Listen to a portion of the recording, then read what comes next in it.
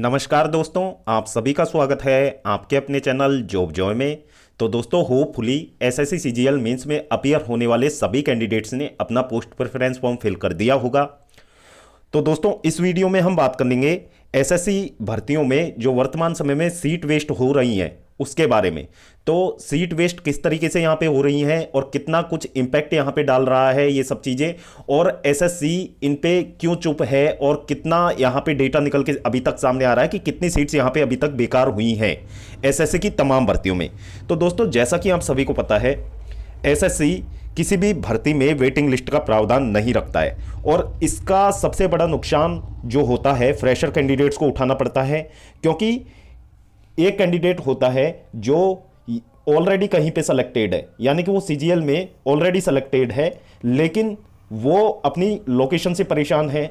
Job location से परेशान होने की वजह से वो कैंडिडेट दोबारा एग्जाम में अपीयर होता है, और दोबारा एग्जाम में अपीयर होने के साथ में ही वहाँ पे कट ऑफ तो इंक्रीज होती ही है, लेकिन जब पोस्ट प्रेफरेंस फॉर्म निकलता है तो उसमें कई कैंडिडेट ऐसे होते हैं जो अपने ईगो को सेटिस्फाइड करने के लिए उन पोस्ट को भी अपने प्रेफरेंस फॉर्म में फिल कर देते हैं जिसपे वो ऑलरेडी या तो कार्यरत हैं या फिर उनको उस पोस्ट पे वर्क ही नहीं करना है। तो इससे होता क्या है कि उन पोस्ट की कट ऑफ हाई चली जाती है और वो कैंडिडेट सेलेक्ट तो हो जाते हैं, लेकिन उस पोस्ट पे वो ज्वाइन नहीं करते हैं। तो इसका नुकसान ये होता है कि वो पोस्ट एसएससी वेटिंग लिस्ट नहीं लाने की वजह से वो पोस्ट आपकी वैकेंट रह जाती है और वो वैकेंट ही चली जाती है, यानी कि वो पोस्ट जो फ्रेशर कैंडिडेट है, जो एक जरूरतमंद अभ्यर्थी है, उसको भी नहीं मिल पाती है।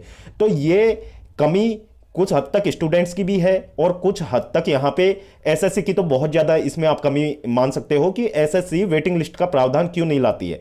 यदि एसएससी वेटिंग लिस्ट का प्रावधान लाए तो काफ़ी सारे ऐसे कैंडिडेट हैं जो योग्य हैं और उनको एक गवर्नमेंट जॉब यहाँ पे मिल सकती है।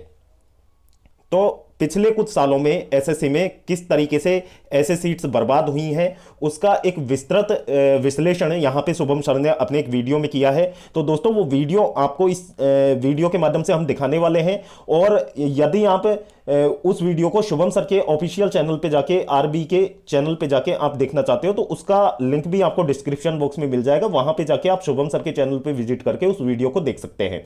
और मैं इस वीडियो का क्रेडिट शुभम सर को देना चाहता हूं, आरबी रिवॉल्यूशन को देना चाहता हूं। और दोस्तों, यदि आपको वीडियो पसंद आती है तो वीडियो को लाइक करें और अपने दोस्तों के साथ जरूर शेयर करें, क्योंकि दोस्तों बहुत ही इंफॉर्मेटिव वीडियो है सभी एसएससी अभ्यर्थियों के लिए यहाँ पे कि किस तरीके से एसएससी अपनी एक गलती को नहीं सुधार करके कैंडिडेट्स के फ्यूचर के साथ में यहाँ पे खिलवाड़ कर रहा है। तो दोस्तों, वो सब कुछ चीजें आपको इस वीडियो में डिटेल में शुभम सर ने एक्सप्लेन किया है, तो वीडियो को आप अंत तक जरूर देखें। और अगर इससे पहले आप हमारे चैनल पर पहली बार विजिट कर रहे हो तो सभी सरकारी भर्तियों की लेटेस्ट और ऑथेंटिक अपडेट्स पाने के लिए चैनल को जरूर सब्सक्राइब करें, साथ ही बेल आइकन को भी प्रेस कर ले, जिससे कि आने वाली वीडियोस की नोटिफिकेशन आपको समय पर मिलती रहे। कुछ इंपॉर्टेंट चीजें मैं आपसे इस वीडियो में डिस्कस करूंगा कि कितनी ज्यादा सीट वेस्ट एसएससी सीजीएल जैसे एग्जामिनेशन में हो रही हैं। कितने लोग हैं जो फाइनल सिलेक्शन के बाद ज्वाइन नहीं करते हैं। कुछ डेटा मेरे पास आया है, किसी एक एस्पिरेंट ने मुझे टेलीग्राम पे कुछ चीजें भेजी, कुछ आरटीए रिप्लाई भेजे कि पिछले साल कितने वैकेंसी थी, कितने को अपॉइंटमेंट लेटर मिला, कितनों ने ज्वाइन किया फाइनली। ठीक है, वही चीज दिखाऊंगा और डेटा चौंका देने वाला है। ठीक है, इतनी सारी सीट्स वैकेंट रह रही हैं, मतलब ये सोचा भी नहीं जा सकता। और ये तो सीजीएल की बात है, अगर मैं इसमें सीएचएसएल पे जाऊं जो लोअर ग्रेड पे की पोस्ट है, या फिर एमटीएस पे जाऊं तो कितनी ज्यादा सीट वैकेंट रहती होंगी। मेरे को नहीं लगता एमटीएस में 50% भी सीट एक्चुअली में फिल होती होंगी जितने बच्चों ने फॉर्म भरा। ठीक है, सारी चीजों पे बात करेंगे, पूरी वीडियो ध्यान से देखिएगा। ठीक है, special thanks to SPG talks, उन्होंने ही ये आरटीए वगैरह लगाई थी। ठीक है, और जो बच्चों ने मुझे यहाँ पे पीडीएफ भेजी शायद ये उन्हीं की है, तो उसी को मैं देखते हुए बता रहा हूँ, क्योंकि मैंने खुद से आरटीए नहीं लगाई थी। मैं उनके चैनल की वीडियो का लिंक डिस्क्रिप्शन बॉक्स में दे दूंगा, तो do watch that as well. आप यहाँ पे देखिएगा, यहाँ पे एएसओ इन सीएसएस, यहाँ पे टोटल पिछली बार हमारे पास 692 वैकेंसीज थी।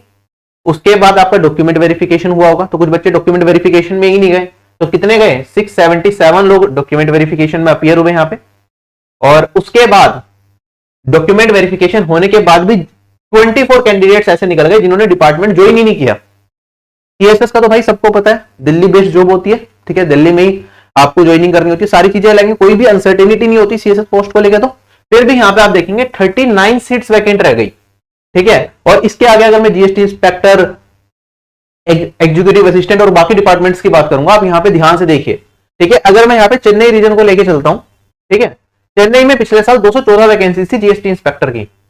इसमें से 58 कैंडिडेट्स तो ऐसे थे जो डॉक्यूमेंट वेरिफिकेशन में ही अपीयर नहीं हुए, और 14 लोग ऐसे थे कि डॉक्यूमेंट वेरिफिकेशन में अपीयर हुए, उसके बाद ज्वाइनिंग नहीं करी उन्होंने। ठीक है, तो टोटल कितनी सीट वैकेंट रह गई? 72 सीट वैकेंट रह गई 214 में से। 33% सीट्स वैकेंट रही हैं यहां पे, और ये इंस्पेक्टर लेवल की पोस्ट है। लोअर लेवल की पोस्ट पे जाऊंगा तो और भी ज्यादा सीट्स वैकेंट हमें दिखेंगी। इंस्पेक्टर में अगर मैं देखूं यहाँ पे जिन जिन रीजन्स की उन्होंने आरटीआई लगाई होगी, उससे ये चीज समझ में आती है यहाँ पे कि टोटल 2173 वैकेंसीज पे 401 सीट्स वैकेंट रही हैं। लगभग 20% सीट जीएसटी इंस्पेक्टर की 2023 में वैकेंट रह गई, और यही चीज आगे जाके फॉरवर्ड भी होती है। अगर ये आप आरटीआई रिप्लाई देख सकते हैं, ये सीएसएस का है। उसके अलावा अगर आप चेन्नई रीजन का देखेंगे तो चेन्नई रीजन में जो मैंने चीज आपको दिखाई है आरटीआई के थ्रू ही पता चली है। इसके बाद एग्जीक्यूटिव असिस्टेंट की देखेंगे, इन रीजन्स का जो आरटीआई रिप्लाई इनके पास आया होगा, ये पता चला कि 182 में से 73 सीट्स वैकेंट रह गई। मतलब 40% सीट्स क्या रह गई? वैकेंट रह गई, जिसपे लोगों ने ज्वाइन ही नहीं किया जाके। इतना है ये। और ये कौन से ग्रेड पे की पोस्ट होती है भाई? ये 4200 ग्रेड पे की पोस्ट होती है। अरे भाई, अगर आप पहले एग्जाम दे चुके हो, आपका सिलेक्शन हो चुका है, तो भाई वो पोस्ट जिसपे ज्वाइन नहीं करना, वो फिल क्यों कर रहे हो?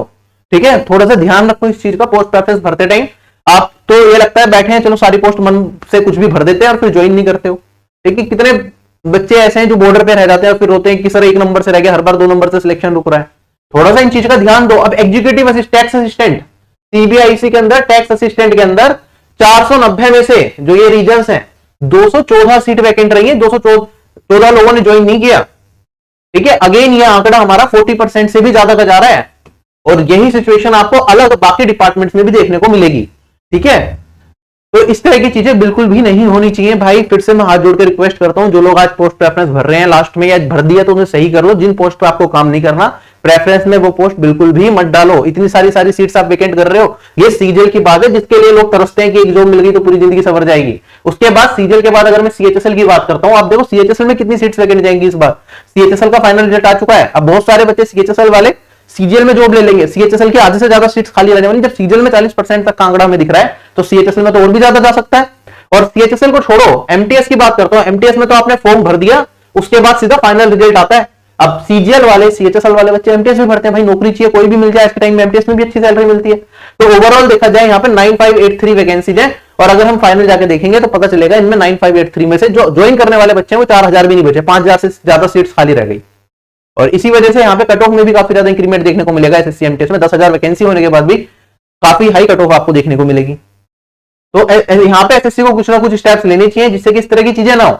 इससे स्टूडेंट्स का भी लॉस होता है। ठीक है, उनकी अपॉर्चुनिटी चली जाती है, 1 साल का पूरा टाइम वेस्ट हो जाता है। कह तो देते हैं कि यार इस बार की वैकेंसी आपने ज्वाइन नहीं किया, अगले साल में ऐड हो जाएंगे। तो एसएससी में क्या होता है, अल्टरनेट ईयर का कंसेप्ट चलता है, क्योंकि सीजीएल एसएससी एग्जाम 2025 का कैलेंडर आ गया, उनकी वैकेंसी अभी तक एसएससी तक रिपोर्ट होनी स्टार्ट हो गई होंगी। जब तक 2024 एग्जाम्स की ज्वाइनिंग का प्रोसेस निपटेगा, जब तक 2026 आ जाएगा। तो ये वाली वैकेंसी जो इस बार एम्प्टी रह जाएंगी 2024 में, ये 2026 में जाकर रिपोर्ट होंगी। ठीक है, तो वैकेंसीज तो यूं हो जाती है, लेकिन यार जो बच्चा बॉर्डर पे रह गया उसे फिर से पूरा प्रोसेस में लगेगा, फिर से पूरा एग्जामिनेशन देगा, तो बहुत ज्यादा दिक्कतें फेस करनी पड़ती हैं। ठीक है, डिमोटिवेशन आती है कि यार ये क्या, इतनी मेहनत करने के बाद भी चीजें नहीं हो रही। ठीक है, और रिक्रूटमेंट साइकिल्स में डिले होता है। डिपार्टमेंट के अगर पर्सपेक्टिव से देखा जाए तो भाई वर्कलोड जो एग्जिस्टिंग एम्प्लॉइज है, वहां पे कहीं कहीं ऑफिस ऐसे होते हैं जिसमें बहुत लिमिटेड इंप्लॉइज होते हैं। ठीक है, तो उसमें अगर मान लो ऑफिस में 10 इंप्लॉइज की रिक्वायरमेंट है और टोटल 5-6 काम कर रहे हैं, तो उनके ऊपर फिर वर्कलोड ज्यादा बढ़ जाता है। ठीक है, उन्हें की सारी चीजें देखनी है, जिसकी वजह से कई बार रेवेन्यू लॉस भी होता है गवर्नमेंट का। जितने केसेस उन्हें हैंडल करने चाहिए वो तो नहीं कर पाते, क्योंकि डिपार्टमेंट की एफिशिएंसी डाउन हो जाती है। ठीक है, तो बहुत सारी दिक्कतें देखने को मिलती हैं। और जब यहाँ पे पूरा प्रोसेस हो रहा होता है, फॉर्म भरने के लिए तो आपने 100 रुपए दे दिए, काफी कैटेगरी में तो देने भी नहीं होते। उसके अलावा पूरा का पूरा प्रोसेस होगा, फिर रिक्रूटमेंट के लिए डीवी के लिए बुलाएंगे, उसमें भी खर्चा होता है। उसके बाद फिजिकल और बाकी सारी चीजें, मेडिकल या उससे रिलेटेड कुछ चीज होंगी, तो उसमें भी खर्चा होता है ना। तो बहुत सारी चीजें ऐसे यहाँ पे इसे सुधारा जा सकता है। कोई ना कोई प्रोविजन एसएससी को ऐसे लाने चाहिए जिससे कि एस्पिरेंट्स को ये दिक्कतें फेस ना करनी पड़े। और अगेन मैं एमटीएस एस्पिरेंट्स के लिए तो खास तौर पर बोलता हूं भाई, एमटीएस में फाइनल सिलेक्शन से पहले एसएससी को या तो कैंडिडेचर विड्रॉल करने का एक ऑप्शन देना चाहिए। मैं 2 साल से लगातार बोलता आ रहा हूं, एसएससी ने इस पर कुछ नहीं किया। कैंडिडेचर विड्रॉल का ऑप्शन दे दो आप, या फिर डॉक्यूमेंट वेरिफिकेशन करा लो फाइनल रिजल्ट से पहले। एक बार डीवी हो गया, एटलीस्ट वो तो बाहर निकलेंगे ना जिनके पास डिजायर्ड क्वालिफिकेशन नहीं है। और डीवी में जिन लोगों का ऑलरेडी हो चुका है सीएचएसएल में सिलेक्शन, वो एमटीएस के डीवी में जाएंगे भी नहीं, क्यों टाइम वेस्ट करेंगे वो अपना जाके, है ना। तो एसएससी को कम से कम ये तो करना चाहिए। काफी बच्चे ऐसे होते हैं जिनके पास डॉक्यूमेंट्स ही नहीं होते, वो पोस्ट भर देते हैं सारी की सारी, ठीक है। तो एसएससी को फाइनल रिजल्ट से पहले डॉक्यूमेंट वेरिफिकेशन का प्रोविजन किसी न किसी तरह से लाना चाहिए, और अगर वो एसएससी नहीं लाता है तो एटलीस्ट एमटीएस एग्जामिनेशन में कैंडिडेचर विड्रॉल का ऑप्शन एस्पिरेंट को दे। और ये एमटीएस, क्योंकि देखो सीरियल से मतलब फिर भी एक ऑप्शन है कि आप प्रेफरेंस मत भरो अगर आपको ऑलरेडी किसी पर्टिकुलर पोस्ट पे हो गया है उससे पहले, लेकिन एमटीएस में तो कोई ऐसी स्टेज भी नहीं है। ठीक है, प्रेफरेंस भी फॉर्म भराते टाइम ही पूछ लेते हैं, या तो प्रेफरेंस पूछ लो लास्ट में फाइनल रिजल्ट से 10 दिन पहले, जिससे कि जो बच्चा नहीं लेना चाहता, जो एटलीस्ट वो तो छोड़े जिसका किसी और जगह पे हो गया। सीजीएल के एसएससी के सभी एग्जाम्स का सिलेबस ऑलमोस्ट सेम है, ऐसा नहीं है कि एमटीएस का पेपर है तो बहुत ज्यादा आसान हो जाएगा, सीजीएल का पेपर है तो मुश्किल है। आप पेपर का लेवल जाके देख लेना, एमटीएस के मैथ्स के क्वेश्चन उठाओगे ना टफ वाले, जो मैंने भी यूट्यूब पे वीडियो डाली हुई है, आपको समझ आएगा इतने मुश्किल क्वेश्चन सीजीएल में भी नहीं पूछे गए। ठीक है, तो बहुत अच्छे अच्छे लेवल के सवाल भी आते हैं एमटीएस में भी। लेकिन अगर ये चीज नहीं सुधारी गई तो फिर से एमटीएस में यहाँ पे पता चलेगा कि 9583 वैकेंसी दिख तो रही है, लेकिन जो ज्वाइन कर रहे हैं वो 2000-3000 बच्चे रह गए, और उसमें भी वो भी पता चलेगा कि कुछ टाइम के बाद रहे ही नहीं डिपार्टमेंट के अंदर। तो सभी लोगों से फिर से रिक्वेस्ट है, पोस्ट प्रेफरेंस को बहुत ध्यान से आप सभी लोगों को फिल करना है। जिन पोस्ट पे काम नहीं करना चाहते उसे अवॉइड कीजिए। मैंने एक डिटेल में वीडियो बताई है कि पोस्ट प्रेफरेंस में क्या क्या चीजों को आपको ध्यान रखना चाहिए भरने से पहले। इसकी पीडीएफ भी टेलीग्राम पर डाल दी थी, जिससे कि आपको बार बार वीडियो पे ना जाना पड़े, पीडीएफ से आप जो जो इंपॉर्टेंट इंफॉर्मेशन है वो ले लो। उसके अलावा एक प्लेलिस्ट बना रखी है मैंने, जिसमें ज्यादातर पोस्ट के बारे में आपको आइडिया दे रखा है कि किस पोस्ट में किस तरीके का काम होता है, वो आप देख सकते हैं। ठीक है, बाकी इस वीडियो में आप लोगों से यही विदा लूंगा। Bye bye, take care, have a nice day and जय हिंद।